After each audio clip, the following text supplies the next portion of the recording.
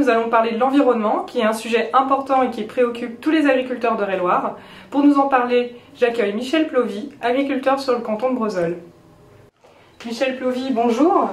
Parmi les contraintes environnementales du moment, on entend beaucoup parler des bassins d'alimentation de captage, comme on appelle également les bacs.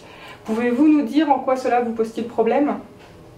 L'administration voulait nous imposer une zone soumise aux contraintes environnementales sur les bacs, c'est-à-dire un cahier des charges draconien, obligatoire, avec comme seul objectif de diminuer le taux de nitrate et de phyto.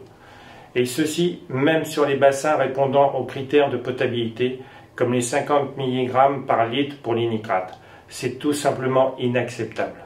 C'est pourquoi, avec l'aide des services de la Chambre d'agriculture, nous sommes en train d'élaborer un plan d'action volontaire pour optimiser la conduite des cultures sur ces zones, tout en préservant les revenus des agriculteurs, les débouchés et en maintenant une production de qualité sur ces terres. Le retrait des terres de la production est une solution de facilité pour l'administration qui est inacceptable pour nous agriculteurs. D'une part, les compensations financières actuelles ne sont pas à la hauteur des ambitions de l'administration et d'autre part, ce n'est vraiment pas la conception que nous avons de notre métier à la FDSEA et au JA. Alors là, on parle des bassins d'alimentation de captage, mais l'environnement est un sujet beaucoup plus large. Quelles sont d'ailleurs, au sein de la FDSEA et au JA, vos actions pour défendre les intérêts des agriculteurs ? Oui, on pense également à toutes les réglementations françaises et même européennes, comme la directive nitrate, le Grenelle ou la trame verte, la trame bleue. Tout ceci nous empêche d'exercer correctement notre métier. Toutes ces contraintes nous entraînent à limiter notre production, tant en céréales qu'en élevage.